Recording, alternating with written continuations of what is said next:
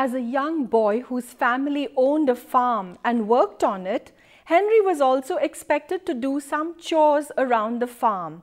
But this is not where Henry's heart was set. He was more interested in doing mechanical things. However, Henry knew that his father would never release him to go and work in a mechanic's shop. In fact, his father constantly told him that there was no future in machines whatsoever. At the age of 13, Henry tragically lost his mother. For the next 3 years, he continued to work on the farm, although his heart was far away in a mechanic's shop, perhaps. At the age of 16, he suddenly decided that he could take it no longer. One night, he up and left. He ran away from his home, going all the way to Detroit, where he believed that he would find work in a mechanic's shop. Henry felt that he could never tell his father because his father would not understand and would not release him from the work on the farm, especially after losing his mother when they were short of one hand already. And so he was constrained by his father's beliefs to take this step. This little episode makes an important case in point for thousands of young people in our society today. Many young people are not aware of what their strength is, what they are good at. They have no idea about what their core competency is, and therefore they end up deeply unhappy with their lives. A close friend of mine is an engineer by education, a musician by passion, and by profession she's a language teacher. She did her engineering because she succumbed to the pressure of her parents. She learned music because she loved it, but at the end of the day, when she needed money to meet her financial needs, she took up a job as a language lecturer. Now, I know that she is not unique and that there are thousands of people all across our country who are engaged in a profession which they are not at all happy with, but they are there because they have succumbed to parental or peer pressure. Just like Henry Ford's father was trying to force him into being a farmhand and to work on the farm, many parents of young people try to compel them and constrain them because they want their children to follow the dream which they have nurtured in their hearts, rather than let their children follow after the dream which is guiding them in their own hearts. Now, I think it's really very important to learn from this lesson of Henry Ford that it is critically important for each and every individual to find out what their true talent is. Where does their strength lie and what is their core competence? It's only by discovering our core competence that we can find out the intrinsic value of our life, and after that we can continue to live a life that is fulfilling because it would have fulfilled the purpose for which we have been created. Each person knows exactly how they have been wired. They know what they are good at and they know the exact thing which they love to do.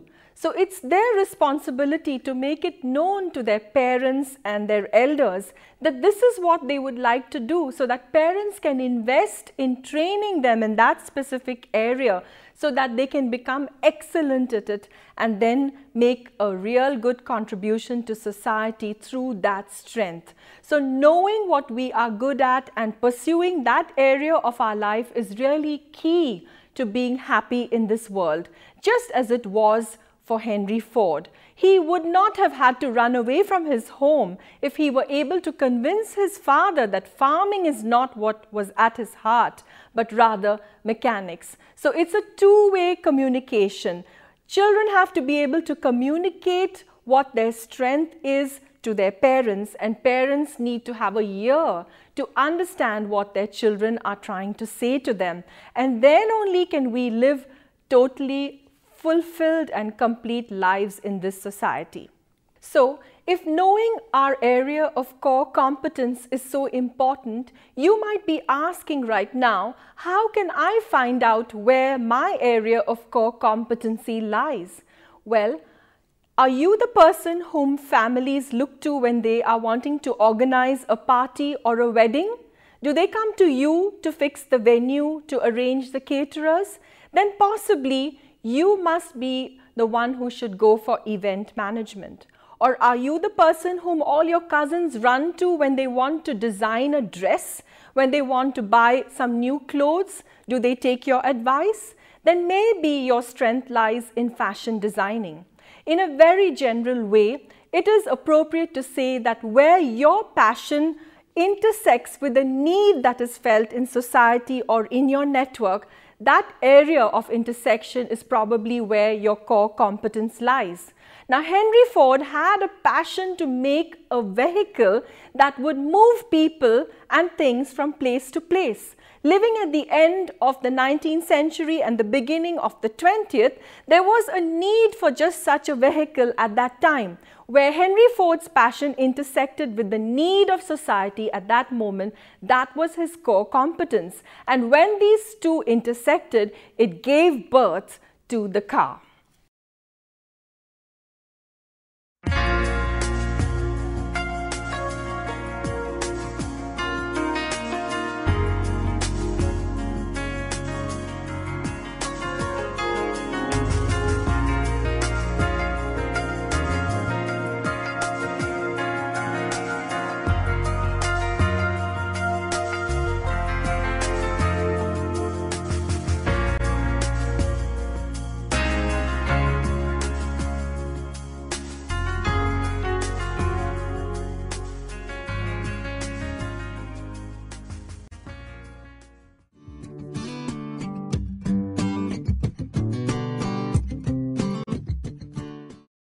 Hello viewers, I greet you all today and I want to tell you that I'm very excited about the lesson that we are about to get into, because it's a powerful story of one man and a vision, and together that this man and his vision could change the world forever and make it different from the way in which he had found it. Based on statistics gathered in 2010, this is the second largest car manufacturer in the United States, the fifth largest in the world. This is a company that has produced over 5.5 million cars in 2008, has over 90 plants and facilities worldwide, employs over 213,000 people, and has had an income of $20.21 billion in 2011.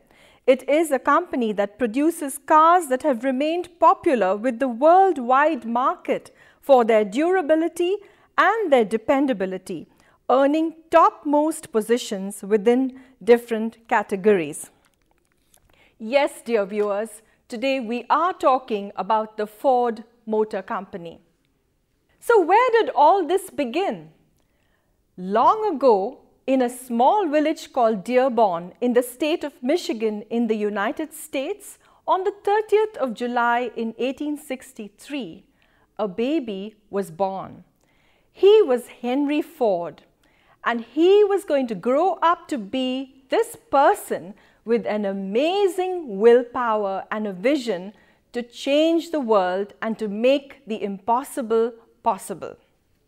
In time, Henry Ford developed into a visionary with a rare perseverance, and he was propelled by a motivation that was founded in selfless service. These characteristics are a combination that are a surefire recipe for success. In fact, from a very early age, Henry Ford began to show the telltale signs of a unique gifting that he was to develop in later years.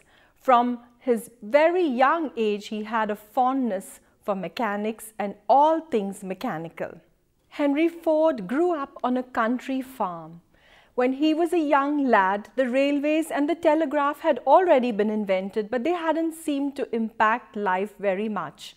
This young boy seemed to show a great inclination towards things mechanical and evinced a strong interest in repairing watches. In fact, he became so good at fixing broken watches. A neighbor of his once quipped, "Every clock in the village shudders when it sees Henry coming its way." He was so good at repairing watches and clocks that he even invented his own tools and fashioned ways and means of fixing them on his own at the age of 7 or 7.5 years of age. His father used to tell him that he should not do this for free, because for Henry it was fun. He loved to do it and he never wanted to charge. But his practical father believed that Henry must be rewarded and take money for the repair work that he was doing. But quietly and secretly, without his father's knowledge, if somebody told him that they needed their watch fixed but couldn't afford it, Henry would do it with great pleasure. One time, his classmates in school were so jealous of the attention that Henry was receiving from repairing the watches of adults that they emptied a watch case of all its bits and pieces, scrambled all those bits together and handed it to him and said, "Okay, let's see if you can fix it." Henry was not afraid of this challenge and they thought he would never come back to him. But within 30 minutes, he came back with the watch completely fixed and working. Soon Henry's interest shifted to bigger and more complicated machines. One Sunday, when there were no workers around, he went to a sawmill and took that machine down to pieces. Very fortunately for his sake, he was able to put it together again before the evening was through. On another occasion, while traveling with his father on a wagon, they happened to cross a motor road vehicle, a steam locomotive. It caught Henry's interest and he jumped off the wagon to get a closer look. Now, this was a life-changing moment in Henry's life, because from this moment on, he could think of nothing else but how he himself would be able to build just such a steam mechanism on his own and by himself. Henry's age at this time was 12 years.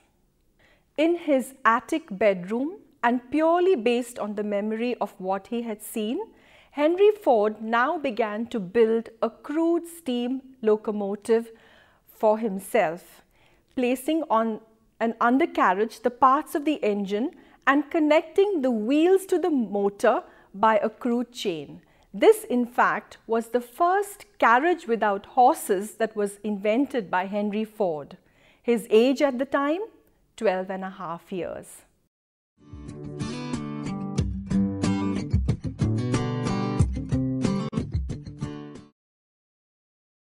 Coming back to the runaway Henry Ford in Detroit, he was able to find all the kinds of odd jobs that his heart cherished. He found work at a machinist, at a foundry, and even cleaning watches in a jewelry shop.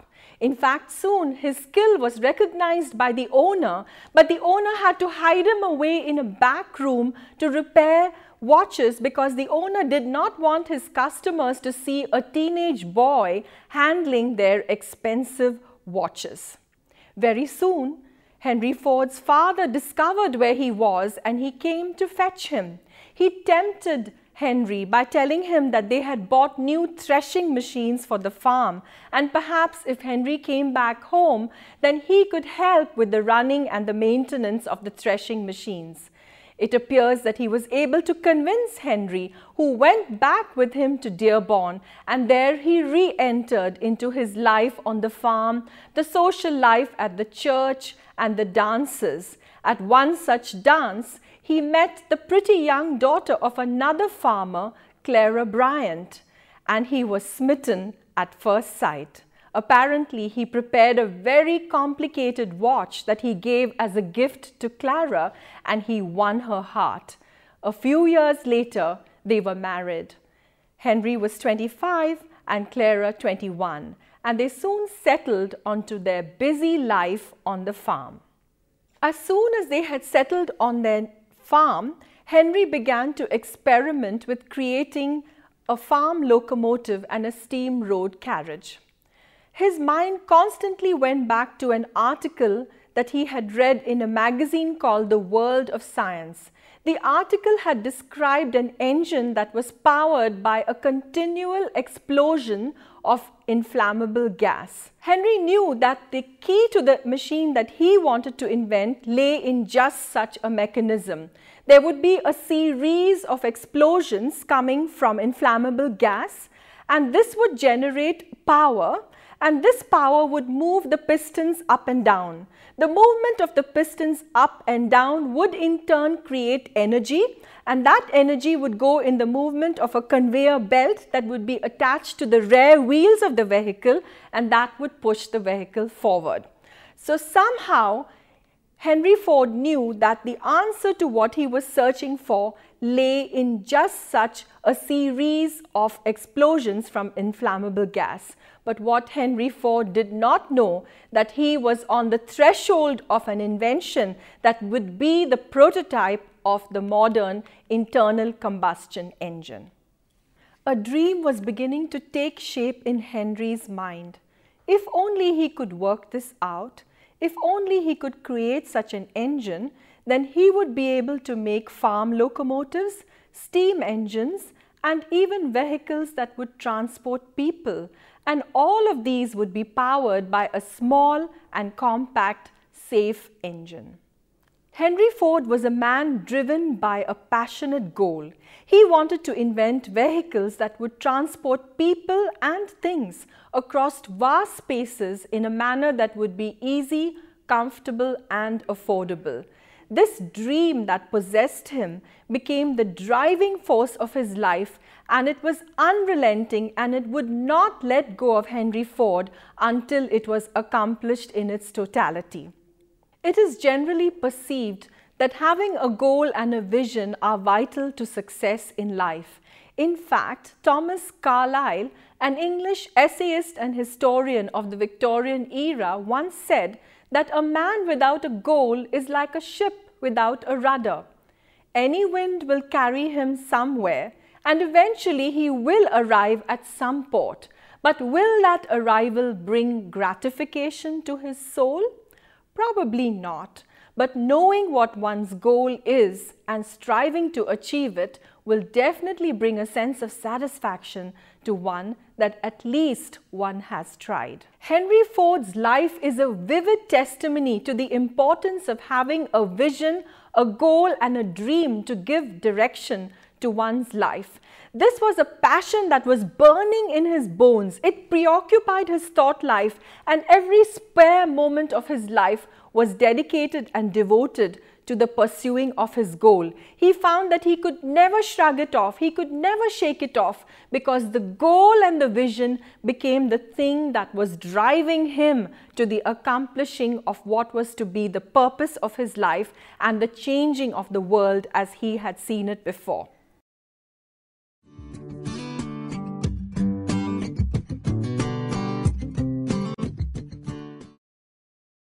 In the complete pursuit of his dream and vision, Henry Ford was very fortunate to have the total support of his wife. There came a time in his experimentation when he knew that he must leave the village of Dearborn and move to the city of Detroit, because in Detroit he could have more easy access to mechanics and tools and all the things that were needed for the completion of his project. His wife was more than happy to leave her comfort zone on the farm and travel with him to Detroit to see her husband's vision become a reality. Pursuing his dream was not easy for Henry Ford. When he went to Detroit, he began to work in an electrical company where the wages were so low that he had to supplement his income by taking classes at the YMCA and also by repairing watches. However, none of this deterred him. In fact, it was 2 years before Henry Ford could find either the time or the resources to even begin to work on his dream project. The truth is that dreams don't become a reality without difficulties. In fact, the road to success is often dotted with challenges and obstacles. But success does belong to those who are there for the long haul, for those who are willing to stay, to stick, and to persevere overcoming every challenge and obstacle along the way in order to get the prize of that dream which they have nurtured in their hearts. At about the same time that Henry Ford was dreaming his dream of creating a vehicle to transport things and people, two brothers, Wilbur and Orville Wright, also were nurturing a long-held dream. Their dream was to put a flying machine into the sky. In the face of the greatest opposition from elders, from their parents, from people who mocked them, these two brothers just continued steadfastly to nurture that dream, and all the technology and resources that they had was to be found in their family-owned bicycle shop. Yet, just because these two brothers decided to hold on to their vision and to believe for the unbelievable, in 1903, these two brothers were able to put the first airplane into flight. And so it was in Detroit, in a shed at the back of his house, that Henry Ford built his first engine to run on explosions of petrol gas, the prototype of the modern-day car. It was made of odds and ends, a gas pipe, a hand wheel from an old lathe machine, and it worked with Clara's help. While she poured in the petrol with one hand and regulated its flow into the engine with the other, the engine started up with a deafening roar, shooting flames up from the exhaust and shaking with terrible vibrations. Henry Ford had built his first proper petrol engine that would drive a car, and he had done it in 7 days. He was elated. The second engine, however, took 2 years to build, as Ford was increasingly busy in his job at the Edison Electric Company. When the engine was made to his satisfaction, bit by bit, Henry assembled the car around the machine. It had 4 bicycle wheels, an ordinary bicycle saddle worked for a seat, a tiller worked to steer the front wheels. The engine was mounted behind the seat between the rear wheels. Power was transmitted by 2 belts that ran to the counter shaft, one for low speed, about 10 miles an hour, and one for high speed, reaching to around 20 miles per hour. A lever enabled the driver to choose either. This was the forerunner of the shift gear system. The car had no brakes and it could not move backwards. In order to warn people of its approach, Henry installed a huge alarm gong on the front that was to be used by the driver. And a bicycle light was installed also on the front to provide the required light.